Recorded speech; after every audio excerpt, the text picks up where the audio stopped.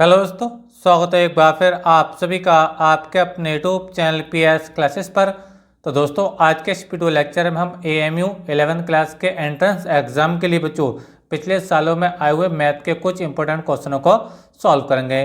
दोस्तों, यदि आप इस बार बच्चों एएमयू एंट्रेंस का एग्जाम देना चाहते हैं 11th क्लास के लिए बच्चों, तो आज का वीडियो लेक्चर पूरा जरूर देखिए, क्योंकि बच्चों आज के इस वीडियो लेक्चर में मैं मैथ के केवल उन्हीं क्वेश्चनों को अटेंड कर रहा हूँ जो बच्चों पिछले 10 सालों में बार बार रिपीट हो रहे हैं। तो आइए स्टार्ट करते हैं। तो पहला क्वेश्चन देखिए आपके स्क्रीन पर है बच्चों। क्वेश्चन है sec स्क्वायर ए माइनस टेन स्क्वायर ए का मान किसके बराबर है। अब देखिए इसके लिए चार ऑप्शन रखे हैं। ऑप्शन है पहला 8, दूसरा है 0, तीसरा है 9 और चौथा है बच्चों डी। ठीक, डी पे आपका है 1। ठीक है, तो इसमें बच्चों आप लोगों को बताना है कि इसका कौन सा आपका राइट आंसर होगा। ठीक है, तो देखिए मैं इसको आपको सोल्व करके दिखा देता हूँ। देखिए इस कंडीशन में देखिए बच्चों 9 इधर भी है, बच्चों 9 इधर भी है, तो ऐसे बच्चों 9 क्या आएगा, ये कॉमन आ जाएगा। क्लियर है आप लोगों को मेरी बात। तो यहाँ से बचेगा सेक स्क्वायर ए माइनस के टेन स्क्वायर है। क्या बचेगा, देखो यहाँ से बचेगा सेक स्क्वायर ए और यहाँ से बचेगा माइनस के टेन स्क्वायर ए। क्लियर है आप लोगों को मेरी बात। ठीक है, अब ये 9 तो बच्चों ऐसे रह जाएगा। ठीक है, अब ये जो सेक स्क्वायर ए माइनस के टेन स्क्वायर होता है, इसकी जो वैल्यू होती है बच्चों 1 होती है। कितनी होती है बच्चों, 1 होती है। ठीक है, अब 9 की गुणा 1 से करोगे बच्चों तो 9 का 9 हो जाएगा।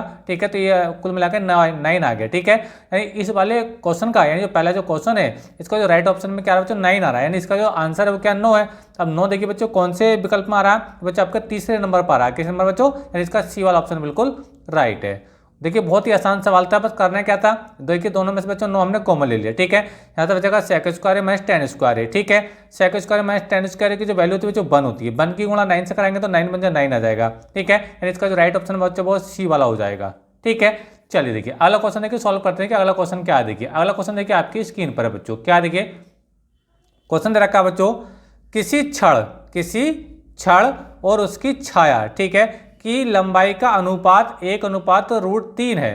ठीक है, तो सूर्य का उन्नयन कोण क्या होगा। देखिए मैं आपको बताता हूँ। देखिए एक तो ये क्षण है, मान लीजिए ये कोई क्षण है बच्चों। ठीक है, समझ में आ रहा है।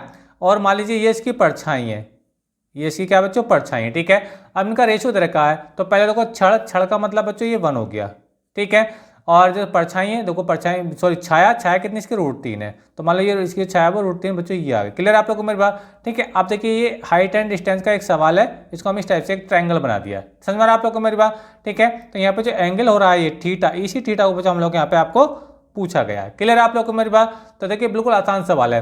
देखिए थीटा के सामने होता है लंब, ठीक है, और ये बच्चों आधार। ठीक है, ये 90 का एंगल होता है। समझ में आप लोग को मेरी बात। टेन थीटा का फार्मूला लगा दीजिए। तो देखिए टेन थीटा क्या होता है बच्चों, टेन थीटा बराबर होता है बच्चों, हम लोग जानते हैं टेन थीटा होता है बच्चों लंब बटे आधार होता है। ठीक है, अब देखिए लंब कितना आपका बच्चों, लंब है 1। ठीक है, और आधार कितना बच्चों आपका, वर्गमूल 3 है। क्लियर है आप लोग को मेरी बात। अभी तो को टेन थीटा आ रहा है बच्चों आपका 1/√3। ठीक है, अब ये 1/√3 टेन में किसका मान होता है, टेन 30 का मान होता है। देखिए मैं लिख सकता हूँ, देखो इसको इस लाइन को लिख सकता हूँ, टेन थीटा बराबर में लिख सकता हूँ। देखिए यहाँ से टेन, ये जो वैल्यू बच्चों टेन 30 की वैल्यू है। ठीक है, तो 10 से 10 बच्चों कैंसिल आउट हो जाएगा, तो थीटा बराबर कितना आ जाएगा, थीटा बराबर बच्चों 30 अंश आ जाएगा। कितना आएगा बच्चों, 30 अंश आ जाएगा। तो ये कौन सा ऑप्शन है बच्चों, इसका पहला वाला ऑप्शन बिल्कुल राइट बैठ रहा है। क्लियर है आप लोगों को मेरी बात। ठीक है, तो दूसरे सवाल का जो ऑप्शन होगा बच्चों ए वाला ठीक होगा, जिसका आंसर है बच्चों 30 डिग्री। ठीक है, चलिए नेक्स्ट क्वेश्चन को सॉल्व करते हैं। देखिए नेक्स्ट क्वेश्चन क्या, देखिए नेक्स्ट क्वेश्चन हमारे पास बच्चों दे रखा है 3 थीटा इक्वल टू 90 दे रखा हो, तो टेन थीटा की वैल्यू बतानी है। ठीक है, तो देखिए इस कंडीशन को पहले सॉल्व कर देता हूँ। जब थीटा का मान निकाल लेते हैं, देखिए 3 थीटा आपको दे रखा है 90, जब थीटा की वैल्यू निकालोगे तो 3 के अपन में आ जाएगा। थीटा बराबर हम इस चीज को लिख सकते हैं, थीटा बराबर लिख सकते हैं बच्चों हम 90/3 लिख सकते हैं। क्लियर आप लोग को मेरी बात। 3 से को डिवाइड कर दो, ठीक है, काटोगे तो 30 बार कट जाएगा। क्लियर आप लोग को मेरी बात। तो थीटा कितना आ गया बच्चा आपका, ये आ गया 30 अंश। क्लियर आप लोग को मेरी बात। ठीक है, अच्छा आपसे पूछा क्या, आपसे पूछा बच्चों टेन थीटा का वैल्यू, तो देखिए यहाँ से निकाल दीजिए। देखिए टेन थीटा का कितना रख दो, थीटा का आप बच्चों 30 रख दो, टेन 30, और टेन 30 की वैल्यू कितनी होती है बच्चों, टेन 30 की जो वैल्यू होती है बच्चों वो होती है 1/√3, जो मैंने आपको पिछले सवाल में बताई थी आप लोगों को मेरी बात। ठीक है, तो इसका जो राइट ऑप्शन कौन सा आ रहा है, 1/√3, यानी इसका बी ऑप्शन बिल्कुल राइट आ रहा है आप लोगों को मेरी बात। ठीक है, यानी कहने का मतलब ये अगर 3 थीटा इक्वल टू 90 है, तो यहाँ से बच्चे हम पहले थीटा की वैल्यू निकालेंगे। थीटा की वैल्यू हमारे पास 30 आ गई। टेन थीटा पूछा तो टेन तो हमने ऐसे लिख दिया, थीटा की जगह हमने 30 रख दिया। टेन 30 और टेन 30 का मान कितना होता है बच्चे, 1/√3 होता है। ठीक है, तो उम्मीद करता हूँ बच्चों ये क्वेश्चन आपको अच्छे से क्लियर हो गया होगा। ठीक है, अगला क्वेश्चन देखिए बहुत ही इंपॉर्टेंट क्वेश्चन है, बार बार बच्चों ये, बल्कि ये हर बार बच्चों एग्जाम में पूछा जाता है। ठीक है। क्या देखिए tan 1 degree, tan 2 degree, tan 3 degree, dot dot dot dot tan 89 degree, ठीक है। देखिए बच्चों इसमें ट्रिक बच्चों ये करने का ये होता है, जब भी बच्चों आपका 1 डिग्री, 2 डिग्री, 3 डिग्री बिल्कुल ये कंटिन्यू चल रहा हो, ठीक है, तो ऐसे क्वेश्चन बच्चों इसका जो आंसर होता है बच्चों 1 होता है। बिल्कुल बिना सोचे समझे आप 1 लगा के आना, इसका राइट ऑप्शन क्या होता है बच्चों 1 होता है। जब भी आपको कोई सवाल दे 1 डिग्री, 2 डिग्री, 3 डिग्री, चाहे यहाँ tan की जगह चाहे और कोई अनुपात आ सकता है, sin 1 degree, sin 1 degree, sin 2 degree, sin 3, यानी कोई सा भी अनुपात आ जाए, लेकिन 1 2 3 डिग्री कंटिन्यू अगर जा रहे हो, ठीक है, तो उसका मान कितना होता है बच्चों 1 होता है। समझ में आप लोगों को मेरा, बिल्कुल आप बिना झिझक के क्या लगाना है, आपको 1 लगा के आना है अगर आपको इस टाइप से बच्चों कोई क्वेश्चन मिल रहा है, ठीक है। यहाँ पे tan मिला, tan का साइन मिल सकता है, कोस मिल सकता है, कोट मिल सकता है, सेक मिल सकता है, कोसेक मिल सकता है। समझ में आप लोगों को, लेकिन इससे कोई टेंशन नहीं है, आपको क्या लेकर आना है 1 लगा कर आना जब भी कंटिन्यू अगर चल रहा है इस टाइप से, तो ठीक है। चलिए अगला क्वेश्चन देखिए, आपको समझाता हूँ। देखिए अगला क्वेश्चन क्या है, अगला क्वेश्चन है बच्चों √2 cos theta is equal to 1 है, ठीक है। तो थीटा का वैल्यू बताना आप लोगों को। चलिए सोल्व करते हैं तो इस चीज को भी। देखिए क्या दे रखा है, आपको दे रखा है बच्चों √2 cos theta, √2 cos theta is equal to 1 दे रखा है। देखिए दे रखा है आपको √2 cos theta is equal to 1 दे रखा है। क्लियर है आप लोग मेरी बात। तो cos थीटा की वैल्यू निकाल लेंगे, पहले cos थीटा की वैल्यू निकालेंगे। cos थीटा वाला कितना हो जाएगा, 1/√2 हो जाएगा, यानी ये वाला √2 इधर आ गया। आगे इसको सॉल्व कर दीजिए। अगर देखो ये जो 1/√2 है, ठीक है, ये किसका मान है बच्चों, ये आपका कोस में 45 का मान होता है, इसको बच्चों हम कोस 45 लिख सकते हैं, ठीक है। तो क्योंकि इसने थीटा पूछा ना हम लोगों से, देखिए कैसे निकालेंगे, इसे लिखेंगे कोस थीटा बराबर, इसे लिख दो कोस 45, कोस 45 लिखोगे आप लोग, ठीक है। तो कोस से कोस बच्चों कैंसिल आउट हो जाएगा, थीटा इज इक्वल टू कितना आ जाएगा, ये 45 आ जाएगा। थीटा की जो वैल्यू आ रही है बच्चों 45 डिग्री आ रही है। समझ में आप लोग को मेरी बात, ठीक है। तो इसका जो बी ऑप्शन है बच्चों ये राइट है। उम्मीद करता हूँ बच्चों ये भी आपका अच्छे से क्लियर हो गया होगा, ठीक है। चल देखिए अगला क्वेश्चन देखिए सॉल्व करते हैं। अगला क्वेश्चन देखिए आपके स्क्रीन पर, क्वेश्चन क्या है देखिए, क्वेश्चन दे रखा है cos theta is equal to x हो तो सेक थीटा पूछा। बड़ा आसान सवाल है, देखिए आपको दे रखा है कोस थीटा बराबर दे रखा है बच्चों आपको एक्स दे रखा है, ठीक है। आपसे सेक थीटा पूछा, और हम लोग जानते हैं बच्चों कोस और सेक एक दूसरे के होते हैं, कोस और जो सेक होते हैं बच्चों एक दूसरे के होते हैं बच्चों, व्युत्क्रमानुपाती होते हैं, यानी एक दूसरे को उल्टे होते हैं। तो सेक थीटा बराबर हो जाएगा आपका 1/cos थीटा, 1/cos थीटा, ये तो होता है। हम लोग जानते हैं कि सेक और कोस एक दूसरे को उल्टे होते हैं, तो सेक बराबर हो जाएगा 1/cos। तो ये सेक थीटा आपको चाहिए तो सेक थीटा ऐसे लिख दीजिए 1/, अब ये क्या cos थीटा, cos थीटा का वैल्यू आपको दे रखा एक्स दे रखा, तो ये एक्स हो जाएगा, यानी सेक थीटा का जो मान आएगा बच्चों को क्या आएगा 1/x आएगा, क्या आएगा 1/x। अब इसमें देखो 1/x, ये सी वाला ऑप्शन बिल्कुल राइट है 1/x। क्लियर है आप लोगों को मेरी बात, ठीक है। उम्मीद करता हूँ बच्चों ये भी आपको अच्छे से क्लियर हो गया होगा, ठीक है। बहुत आसान सवाल है और उम्मीद करता हूँ सारे बच्चों सवाल आपको सच्चे समझ में आ गए होंगे, ठीक है। तो चलिए देखिए बच्चों अगले सवालों को सॉल्व करते हैं, इससे आगे चलते हैं, ठीक है। और यहाँ तक का वीडियो बच्चों आपको अच्छा लगा है तो अपनी मेहनत का आप लोगों से इतना से रिक्वेस्ट है कि प्लीज वीडियो को लाइक जरूर कर दीजिए। चलिए आगे सॉल्व करते हैं, देखिए अगले क्वेश्चन को। अगला क्वेश्चन क्या है देखिए, अगला क्वेश्चन आपकी स्क्रीन पर है। क्वेश्चन दे रखा है दो वृत्तों की त्रिज्याओं का अनुपात, दो वृत्तों की त्रिज्या मान ली, एक वृत्त की त्रिज्या r1 है, दूसरे वृत्त की त्रिज्या बच्चों r2 है, ठीक है। तो इनका रेशियो आपको दे रखा है 2:3, ठीक है। इनकी परिधियों का अनुपात पूछा है, ठीक है। तो देखिए परिधियों का अनुपात क्या, देखो वृत्त की परिधि का जो फार्मूला होता है बच्चों 2πr होता है, क्या होता है, वृत्त की परिधि का फार्मूला होता है बच्चों 2πr। लेकिन यहाँ पर दो दो वृत्त हैं तो देखो कैसे लगाएंगे, और देखो इसे लिखेंगे C1/C2। देखो जो परिधि होती है ना, इसको इंग्लिश में बोलते हैं बच्चों सरकमफ्रेंस, क्या बोलते हैं बच्चों सरकमफ्रेंस, लिए मैंने C1/C2 लिख दिया, ठीक है। तो पहले वृत्त की जो परिधि होगी बच्चों क्या 2πr1 है, आप लिख लेंगे। क्लियर आप लोगों को मेरी बात। दूसरे के लिए C2 के लिए 2πr2 हो जाएगा। क्लियर आप लोगों को मेरी बात। 2π से 2π बच्चों कैंसिल आउट हो जाएगा, तो ये बचेगा आपका r1 का वैल्यू कितना, देखो 2 है, और r2 का वैल्यू कितना 3 है, तो 2/3 हो जाएगा, ठीक है। लेकिन इसने अनुपात पूछा, ऑप्शन में देखो अनुपात में रखे हैं, तो इसे लिखेंगे हम बच्चों C1/C2 बराबर हो जाएगा 2:3, 2/3 हो जाएगा, ठीक है। तो ये देखिए इसका जो ऑप्शन होगा, जो परिधियों का जो अनुपात होगा बच्चों कितना होगा 2/3 होगा। तो 2/3 कहाँ आ रहा है बच्चों, आपका ऑप्शन नंबर डी में आ रहा है। समझ में आप लोगों को मेरी बात, बहुत आसान सवाल है, उम्मीद करता हूँ आपको अच्छे से क्लियर हो भी गया होगा, ठीक है। चलिए अगला क्वेश्चन सॉल्व करते हैं। देखिए अगला क्वेश्चन क्या है, अगला क्वेश्चन देखिए स्क्रीन पर बच्चों, एक वृत्त की त्रिज्या, एक वृत्त की त्रिज्या कितनी है बच्चों 7 सेमी, त्रिज्या को लिखते बच्चों हम 8 है, तो r का मान दे रखा 7 इसके लिए। क्लियर है आप लोगों को मेरी बात। तथा चाप द्वारा केंद्र पर बनाया गया कोण है, बना कोण कितना बच्चों 90 की, थीटा आपको दे रखा है 90 दे रखा है। क्लियर आप लोगों को मेरी बात। तो त्रिज्या खंड का क्षेत्रफल बताना, त्रिज्या खंड का क्षेत्रफल क्या होगा। देखिए त्रिज्या खंड के क्षेत्रफल का फार्मूला होता है बच्चों a बराबर होता है θ/360, θ/360 और πr² होता है, क्या होता है बच्चों πr² होता है, ठीक है। वैल्यू यहाँ पे लगा देंगे, तो वैल्यू जब लगाएंगे तो ये हो जाएगा थीटा का मान कितना देखो 90 दे रखा है, ठीक है।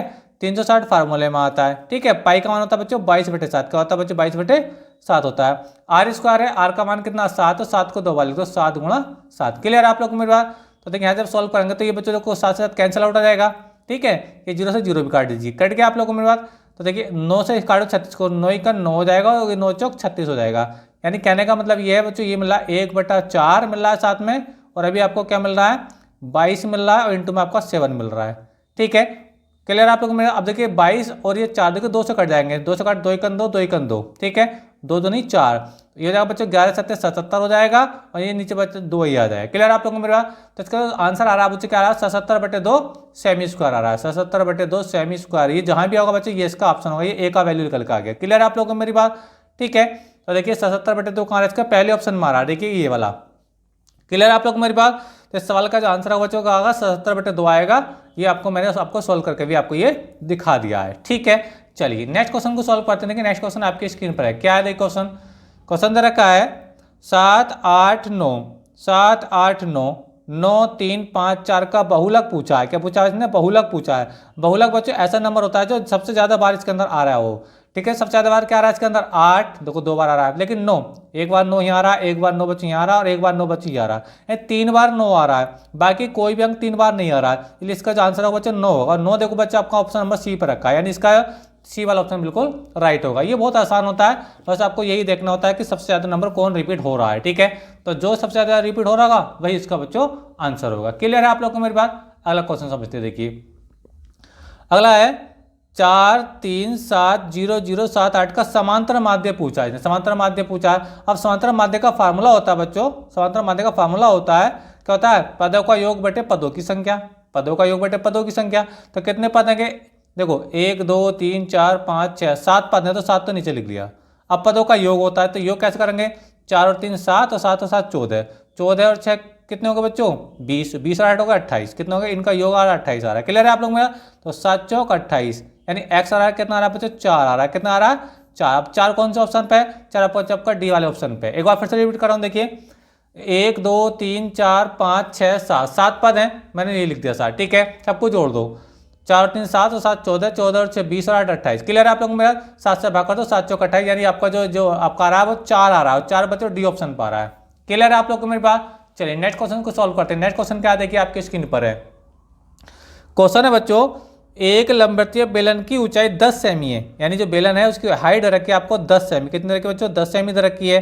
ठीक है, तथा आधार का क्षेत्रफल 154, आधार का क्षेत्रफल को लिखते बच्चों पाई आर स्क्वायर, कैसे लिखते हैं बच्चों पाई आर स्क्वायर, इसको लिखते हैं बच्चों आधार का क्षेत्रफल होता है ये। ठीक है, आधार के क्षेत्रफल का फॉर्म होता है पाई आर स्क्वायर। ये हमको रखा बच्चों 154 सेमी स्क्वायर। ठीक है, क्लियर है आप लोग को मेरी बात।